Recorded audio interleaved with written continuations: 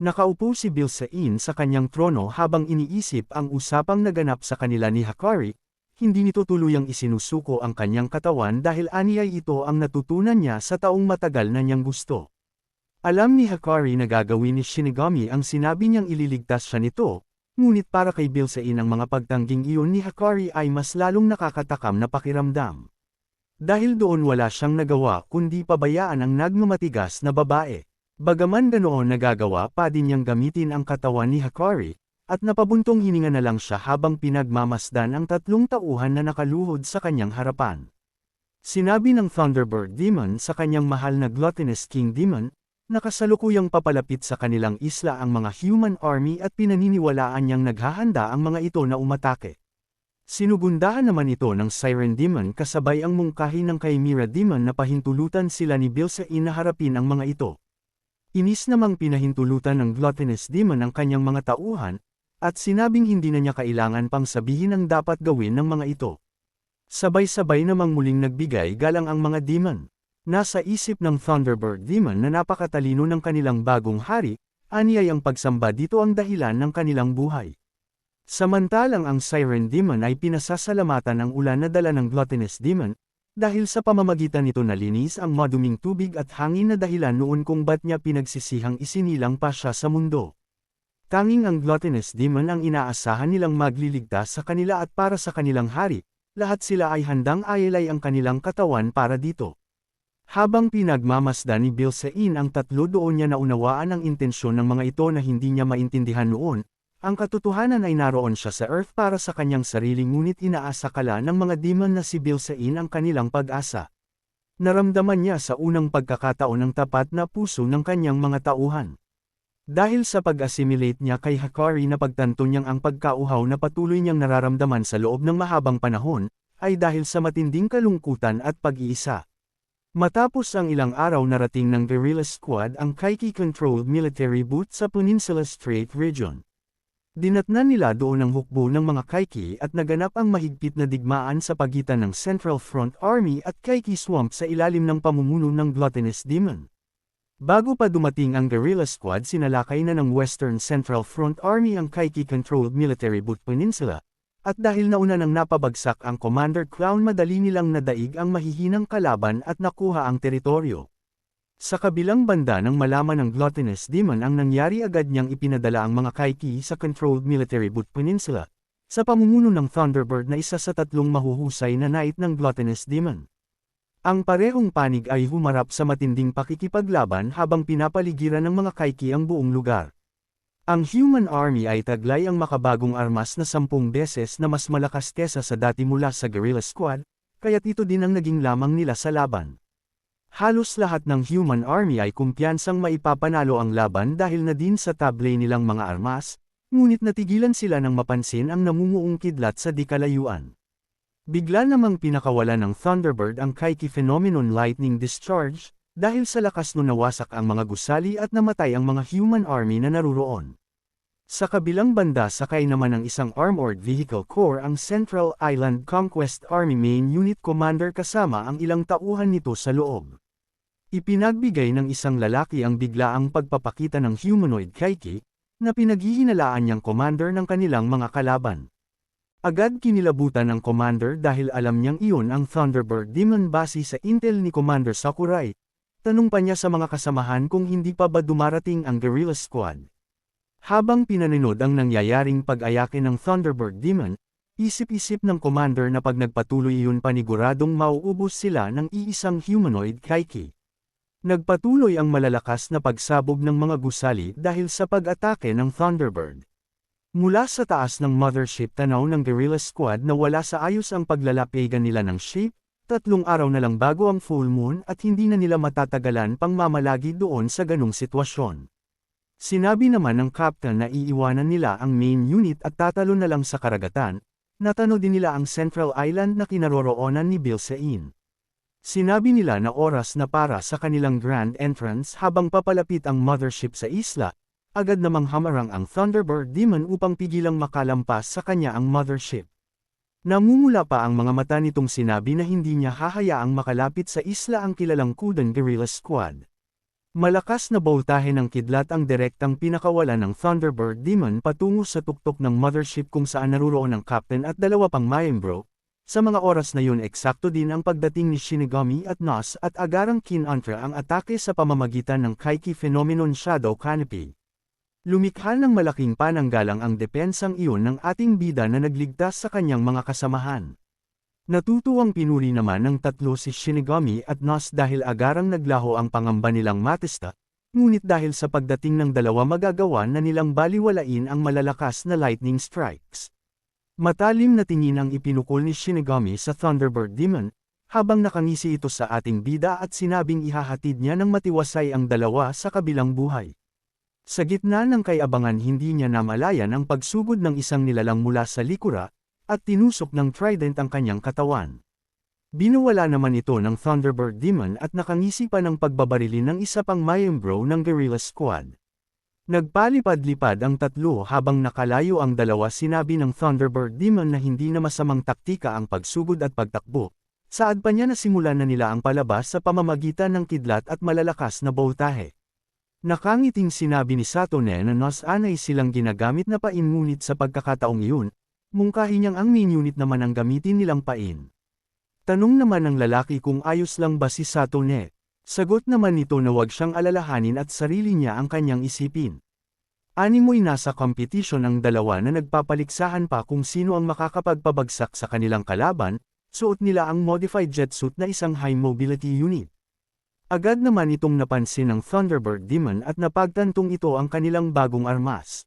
Sa isip-isip ng Thunderbird Demon na walang ganung armas na naiparating sa kanila ang kanilang intel, bukod doon naputol na din ang komunikasyon ng Clown Kaiki at Satellite Demon kaya't wala na silang mata sa Guerrilla Squad. Napagtanto agad ng matalinong Demon na hindi na kontrolado ng Satellite Demon ang buong pag-ikot ng Safelight sa Earth. At dahil wala na ang Clown Kaiki na nagsisilbing command tower, hindi na nagpapadala ng mga impormasyon ang Satellite Demon. Huli na nang mapagtanto nila ito at humaharap na sila sa kakulangan, hindi din ito inasahan ng Thunderbird Demon dahil ilang beses silang nag-evolve upang maka-adapt sa Earth, ngunit ang halos 50 taon nilang paghihirap ay naglaho lang sa loob ng ilang buwan. Gayunpaman inasahan na nila ito dahil sa pagbagsak ng nakaraang hari at pagpapakiga ng Grim Reaper na si Shinigami. Ngunit napangisi siya dahil para sa kanila wala nang mas mahalaga pa sa pagpapalawak ng teritoryo. Ayon sa Thunderbird Demon hanggat nagdadala ng ulan ng Gluttonous Demon King aasa siyang darating ang panibagong era, kung saan ang lahat kasama na ang tao at mga Kaiki ay patuloy na mag-i-evolve para sa bagong era. Iginiya pa niya ang kamay sa kanakangising sinabi na makipaglaro muna sa kanya ang Guerrilla Squad, at uumpisahan niya ang laro sa pagpapalubog ng mothership. Pinakawalan ng Thunderbird Demon ang Kaiki Phenomenon Lightning Direct Shot, patungo sa mothership at sa sobrang lakas nito agad naramdaman sa paligid ang dagandong ng kapangyarihan.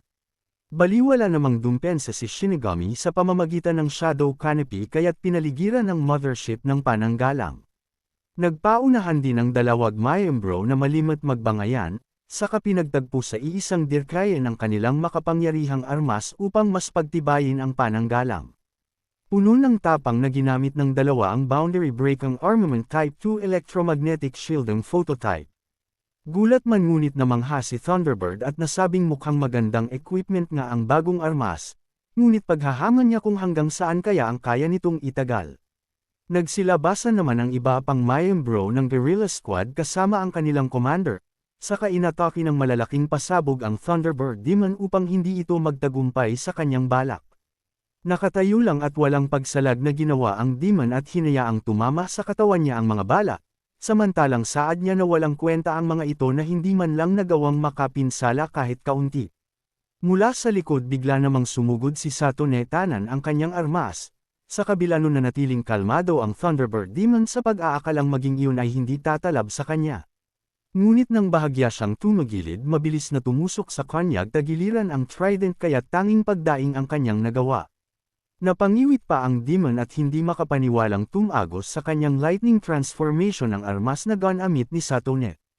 Sa nakaraan bago pa man sumabak sa laban sinabi na ni Nos na may kakayahang mag-transform ang Thunderbird Demon upang hindi mapinsala, sinabi din niya kay Satone na maaaring hindi tumalab dito ang boundary breaking ornament nitong armas. Paliwanag naman ni Shinigami na ang dapat lang nilang tandaan ay maihahalin tulad sa isang fireball na pinakawalan ng isang Kaiki. Sa panahong inihahanda ang fireball, ang plasma na inilalagpas nito ay nako-convert sa pisikal niyang katawan. Wala namang naunawaan ang tatlo sa mga sinabi ni Shinigami. Tanong pa nila kung meron ba siyang inihandang countermeasure. Sinabi naman ni Shinigami na naihanda na nila ang lahat habang naglalayag ang Kagero Mothership, at doon ipinakilala niya ang bagong armas na likha ng mahusay na chief mechanic na si Hanamori.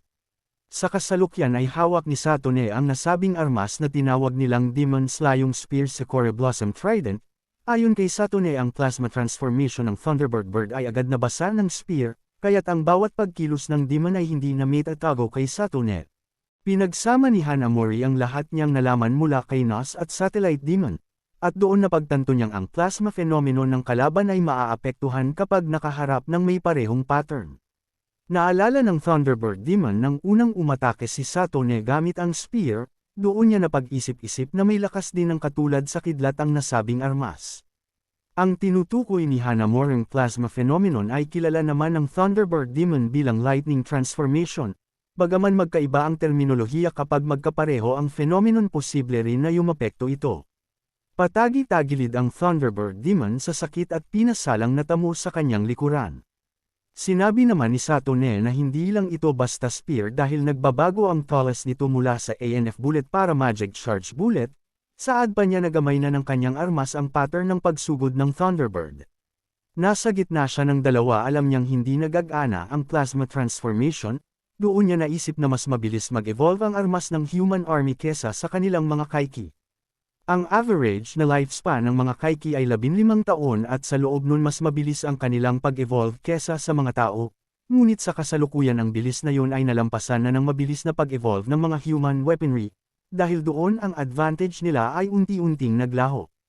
Ngumisi pa ang Thunderbird Demon at sinabing hindi na masama ang pag-advance ng kanilang armas, kasunod nun tumalon siya at pinaga niya ang Kaiki phenomenon lightning discharge. Direktang umatake ang malakas na kidlat sa dalawang nagsisilbing pananggalang ng Mothership. Sinabi pa ng Thunderbird na hindi sapat na mawasak lang niya ang depensa, ngunit pagkapanalo para sa kanya kung magagawa niyang mawasak ang Mothership. Ngunit nang masira ang pananggalang walang Mothership na tumambad sa kanya, doon niya napagtantong pinatakas ng dalawa ang Mothership at naiwan sila upang harapin siya. Sinabi naman ni Satone na sapat na siya upang harapin ang Thunderbird Demon, na sinang-ayunan naman ni Ishida. Sabay na sumugod ang dalawa, tanan ang kanilang armas upang umatake, sa bilis ng dalawa napamura na lang ang Thunderbird Demon. Agad niyang pinaga niya ang matinding bilis at iniwasan ang paparating na atake, ibinalik din niya ang pagsugod na tumama naman ng bahagya sa dibdib ni Satone. Parehong nagtamo ng munting pinsala ang dalawa at halata ang higpit ng labanan, lahat sila ay napapangiwit habang palipad-lipad silang tatlo sa ere. Nagsalubungan ng atake ang dalawa at malakas na boltahe ng kidlat ang pinakawala ng Thunderbird Demon. Agad itong iniwasan ni Satone habang pareho silang umaatake sa isa't isa. Muling nagpakawala ng malakas na kidlat ang Thunderbird Demon, upang dumpensa lumikha si Ishida ng pananggalang. Puro pag-iwas naman ang ginagawa ni Satone, matapos yon ay agad siyang sumugod mula sa itaas, upang itarak sa katawan ng Thunderbird Demon ang spear na nakangiwit naman itong iwasan. Napasinghap si Ishida at Satone sa pagpapalitan ng kanilang atake habang nasa isip nilang tapusin na ang nakakapanghinang laban. Sandaling nakapahinga ang Thunderbird Demon at nahimik, saka pa simpleng umatake, layunin na pabagsakin ang isa sa dalawang kalaban niya. Malakas na puwersa ang tumama kay Ishida at bagaman nakagiya ang kanyang pananggalang, ramdam niyang hindi maganda ang kanyang lagay lalo't malapit ng bumigat ang kanyang shield. Malakas na sumigaw si Satone at tinawag ang pangalan ni Ishida upang kunin ang atensyon ng Thunderbird Demon. Inis naman itong humarap kay Satone saka nagpakawala ng malakas na kidlat, dahil aniyay sawa na siya sa ganoong taktika na ginagamit ni Satone. Hindi naman umiwas si Satone kundi sinalag lang niya gamit ang pananggalang, matapos yun nakangising saad niya na sa huli siya pa din ang nagsilbing pain. Sa makabagong panahon ang world record sa sniping ay 4.2 km na parehong record na hawak ni Takikawa mula sa spinning special bird type targets, samantalang ang limitasyon ng baril na may ANF bullet ay 10 km mula sa battlefield. Mula sa di kalayuan nakadapa si Shintani sa damo hawak ang boundary break ang ornament type 2 electromagnetic projection sniper rifle. Napangiti pa ito nang mahanap ang perpektong posisyon ng kanyang target, saka kinalabot ang gatilyo at pinakawala ng malakas na boltahe ng kidlat na bala. Napalingon si Thunderbird Demon nang makita ang paparating na atake, ngunit dahil isa itong supersonic hindi na niya ito nagawa pang iwasan at direktang tumama sa kanyang katawan. Nasabi na lang ng Thunderbird Demon na talagang napakabilis ng evolution ng armas ng mga tao. Nakangiting sinabi naman ni Satone na hindi lang sila dalawa, na nakangisi ding sinang-ayunan ni Ishida dahil kasama nila ang naka-antebay lang na si Shintani. Sa lakas ng armas na hati sa dalawa ang katawan ng Thunderbird Demon, halata ang pagsisisi sa mukha nito matapos maliitim ang kakayahan ng Guerrilla Squad. Bagaman labag sa kalooban niyang matapos ng ganun ang kanyang buhay, wala na siyang nagawa pa ng muling sumugod at umatake ang dalawa upang tuluyan siyang tapusin. Hindi na nakayanan ng Thunderbird Demon kaya't lupaypay itong bumagsak sa tubig matapos ang malakas na pagsabog. Bumaba din naman si Satone at Ishida sa lupa matapos mapabagsak ang Thunderbird Demon, naabot na din nila ang limitasyon ng modified Jetsoy kaya't nakangiwit silang bumagsak. Nawalan naman ng malay si Shintani matapos ang malakas na recoil ng pakawalan niya ang bala mula sa electromagnetic projection sniper rifle. Naghiwalay sa ilalim ng tubig ang hating katawan ng Thunderbird Demon, bilang panghuling bilin saad niyang iniiwan niya ang natitirang laban sa kanyang mga kasamahan bago tuluyang namatay. Sa kabilang banda patuloy sa paglipad ang mothership habang natatamo ang matinding pag-atake ng mga Kaiki mula sa isla, bukod doon malalakas na pasabog ang din sumasalubong sa kanila sa itaas ng ship. Kaya't utos ni Major Melissa na huwag nilang masyadong taasan ang paglipad ng mothership, upang hindi mapinsala ng mga umaataking anomalous bird-type Kaiki. Katwiran naman nila na kung bababaan nila ang paglipad, madami ding nakaabang na mga dambuhalang Kaiki sa dagat kaya't maaari silang maging parang pain sa isda.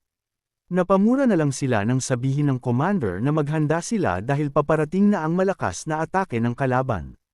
Pinakawalan ng mga Kaiki ang apoy mula sa kanilang likuran upang atakehin ang mothership, kaya't sabay-sabay silang naghanda upang salubungin ang atake mang iyon kasabay ng pagdepensa.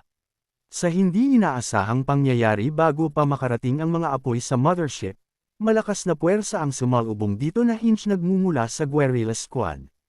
Nang makita iyon nakangiting sinabi ng commander na dumating na ang kanilang kakamping mga navy, 300 maliliit na agile vessels na may high-speed flotilla ang paparating, dahil hindi tumatalab sa mga Kaiki ang cannons at ibang conventional weapons hindi nila ito magawang gamitin.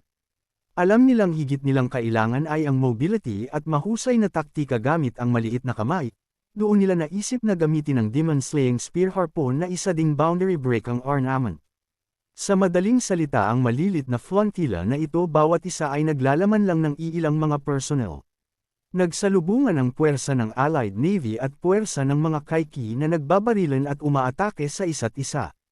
Sigaw naman ng pinuno ng mga Navy na umalis na ang Guerrilla Squad habang abala ang mga Kaiki sa pakikipaglaban sa kanila. Nasabi naman ng Guerrilla Squad na ligtas na sila dahil ang Allied Navy ay naval unit na kilala sa pakikipaglaban sa mga Kaiki, utos din ng kanilang commander na maglanding na sila habang meron pang pagkakataon. Bigla namang sumabog ang isa sa mga barko ng Navy kaya't napalingon ang Guerrilla Squad sa kinaroroonan nito. Napukaw ang kanilang pansin sa isang babaeng sirena na nakaupo sa batong hindi kalayuan sa kanila. Nakilala nilang agad na ito ang Siren Demon, isa sa 3 knight ng Gluttonous Demon. Nang makita ito ni Nas agad niyang pinaalala kay Shinigami ang importanteng bagay. Para ma-revive siya 3 kondisyon ang dapat na magawa. Una ay dapat lumampas sa dating oras ng revival. Hindi din dapat siya mabasa ng tubig dagat at pangatlo hindi dapat makain ng ibang Kaiki ang kanyang puso. Paalala pa ni Nas na kapag nakahawak siya ng tubig dagat agad na mababawasan ang kanyang kapangyarihan, na direktang makakaapekto maging kay Shinigami. Nagsimulang umawit ng malakas ang nakaupong Siren Demon, at gamit ang kanyang tinig pinalaganap niya sa mga Kaiki ang Kaiki Phenomenon Rapturous Contamination.